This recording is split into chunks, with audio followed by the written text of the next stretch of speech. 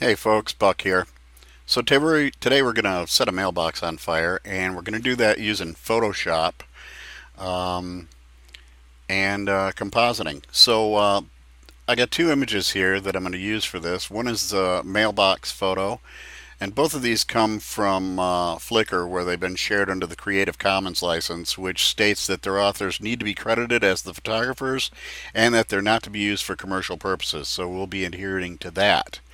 The first one here, the mailbox's photo, comes from Lars Hammar, Hammar, and the fire pick that we'll use comes from Mr. Thomas. And I'll be linking to both of those fellas in the posts that I make that have anything to do with this so that they get their full proper credit. All right, so the first thing that I want to do, basically, I want to isolate this fire and bring it in to the mailbox photo so that it's at least somewhat credible. And so to do that, the first thing I'm going to do is crop this so that I get rid of a whole bunch of stuff that I just absolutely don't need as part of that process, and that should help make my work a little easier.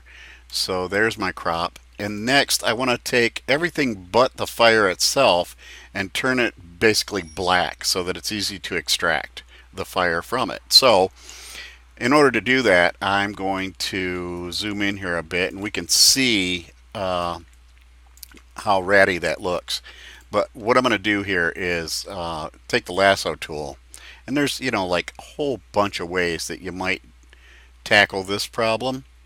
I'm just going to do this, and you can go your own way. You can take an easier way, or you could take a more direct approach where you carefully cut the flames out. Spend a lot of time with that. You could use the pen tool. You could use quick selection masks. There's just a ton of different ways that you could tackle this problem. I'm doing this. All right, so what I really want to deal with though is the stuff outside the flames, and right now I have the flames selected, so I need to invert that, and I'll do that by holding down Control Shift I, and that inverts my selection. And for you Mac folks, anytime I say Control, you think Command. So there you go. My foreground color is black, and that means that all I have to do is press Alt Backspace to fill in my selected area with that color black, and that gets me a good portion of the way home. Control D deselects my selection. And now when I zoom in here, I can still see that I've got these ratty edges around the flames that were not encompassed by my lasso tool. So to deal with those, I'm going to press B to get the brush tool, and I'm going to go up here to the properties for the brush, and instead of normal, I'm going to switch to overlay, and I'm going to be using a nice soft brush, and I'm going to control the size of my brush using the bracket keys on my keyboard. And I'm going to use overlay because overlay will allow me to knock out the darker pixels without killing the brighter pixels in the image. So if I'm going along like this and all of a sudden I go like that, I don't totally destroy the flames. The yellow part got a little bit more yellow, and this is on a grayscale basis. The closer to dark it is, the more it's going to be affected. So the oranger areas that we see along here, they will basically, if I go careening into them, they turn red or oranger. Okay, I'm going to do a Control Z to undo that modification. So, but if I'm, relatively careful, I can get away with being pretty quick and nasty about, getting rid of those background dark pixels that I left. All right, so that's what I'm going to do. And as I work my way down through here with a fairly large brush, you can probably see that that's working out pretty well. And depending on how this video turns out, you may actually be able to see more than I can on things that I missed. But in the final view, honestly, don't think it's going to matter a whole lot. And the other thing is that this being a tutorial, I'm not looking for perfection, frankly. I'm gonna show you some basics about how to get something like this done, and then you can fuss and finesse it with your own images to your heart's content, and you can put as much time and effort into your images as you think they warrant. I'm not planning to keep this other than as a tutorial image. It's not something I'm going to feature. I certainly, no commercial value, so I can't sell it. I can't, do much at all with it other than, use it to show you good folks something that maybe you don't know yet. And I'm always glad to help if I can. So there we go. There's most of the stuff is done now. And let me get up in here and deal with some of this. And yeah, it's turning the edges a little bit red, but you know what? It's fire, so I don't really care.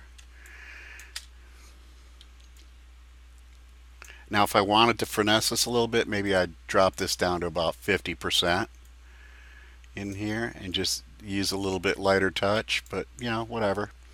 Now, there are some ratty edges down here on the bottom where the original image, this thing was sitting in a fireplace, and so there's some straight edges and stuff down here, and they're a little bit ratty, and they're not organic looking the way fire should be. So I want to clean those up a little bit, and to do that, I'm just going to go in here and do some stuff like this.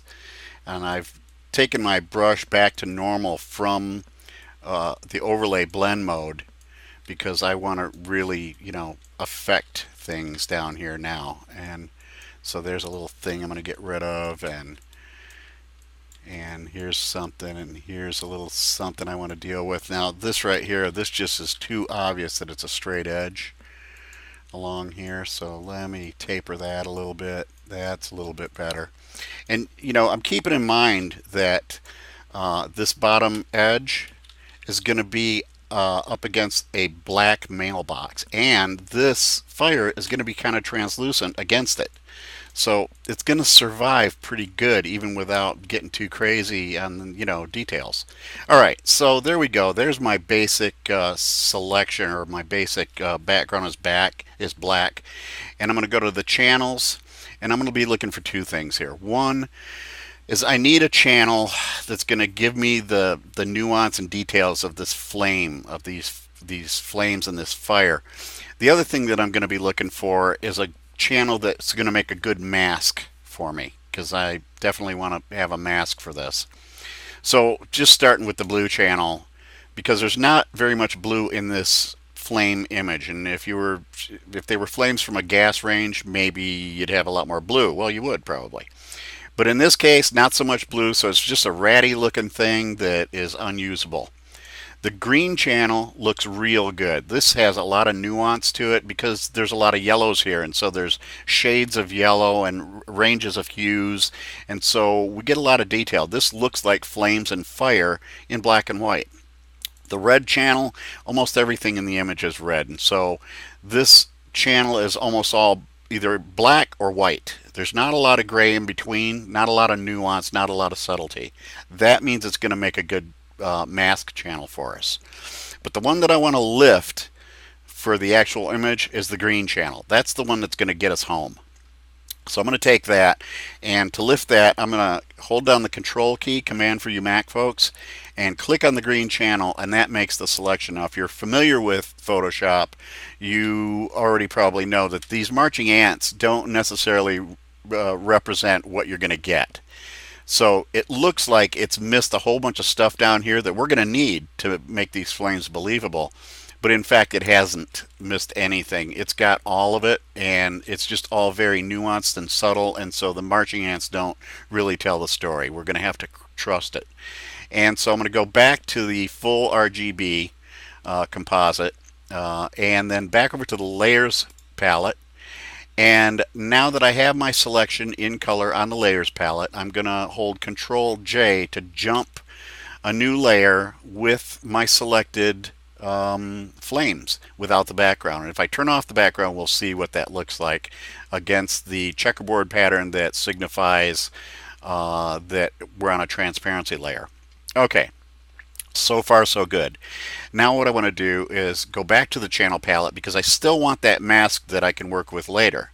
And so I'm going to go back to the red channel here and control click on it, and that selects my red channel. Go back to the full RGB, back to the layers palette, and now all I got to do is go down here to this button, which is add layer mask, click it, and now I've got a mask for my flames layer, and I'm going to click on the flames themselves. So now all I got to do is drop this whole thing, this layer with the flames and the mask, into the mailbox photo. And to do that, I'm going to click on the move tool here, and to move this whole thing, I'm going to just drag it up to this tab, the mailbox tab, and when the picture on the screen changes to the mailbox picture, drag it down into that picture, the whole time holding down the left button. And it's just that easy. So I grab this, pull it up here, it flips, bring it down, let go, and the flames are in the photo hugely. Alright, so now I'm going to Control T to transform that, and I'm going to hold down the Shift key to constrain the proportions, and I'm just going to drag this layer and reposition it as necessary to get it on the mailbox the way I want. Alright, so looking at this part hanging down that I saved, and then looking at, like the general horizon line of the flames versus the horizon line of the top of the mailbox, it looks like I need to turn it just slightly, so I'm going to do that. And then drop it down here. And now I got a little bit of flame out here that looks like it needs to come in, so I'm going to just make the whole thing just slightly smaller, hold the Shift key, constrain my properties, bring it in, and that's looking pretty dandy, I think. So I'm going to accept that modification as is, and now I've got the flames on the mailbox. Good show so far. Now, if this were a real photograph, in the daytime, flames probably wouldn't show up very well at all anyway. So that's kind of probably maybe sort of realistic. But you know what? This ain't a photograph that I made in the day. I'm making art here. And I want those flames to be bold and bright and beautiful and just really raging.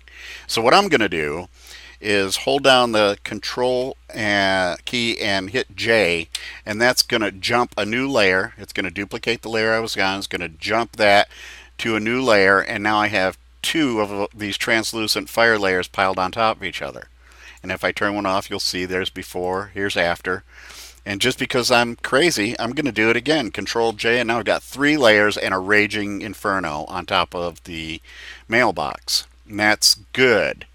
What's not good is I'm not really happy about the jittery stuff along the edges, and I'm not really happy about the darker background, and I want to get rid of it. And so to calm that stuff down, I think what I want to do here is I'm going to use the capabilities of the mask, except that I got 3 layers and 3 masks, and I don't want to have to work too hard and deal with all 3 of them individually. So what I want to do is I'm going to merge these 3 layers together, but I know that when I do, I'm going to lose my mask. So before I do that, I'm going to hold the Control key, and I'm going to click the mask, and that will load the mask as a selection. Now I can Shift click to get all 3 layers, right click, merge those layers, I lose the mask, I go down to the Add Layer Mask button, click it, and now I've got my mask back. And the reason I want that mask back is because then I can go to the Mask Edge button, bring up this dialog box, click Decontaminate Colors, and I can crank that thing all the way up and you'll see what happens.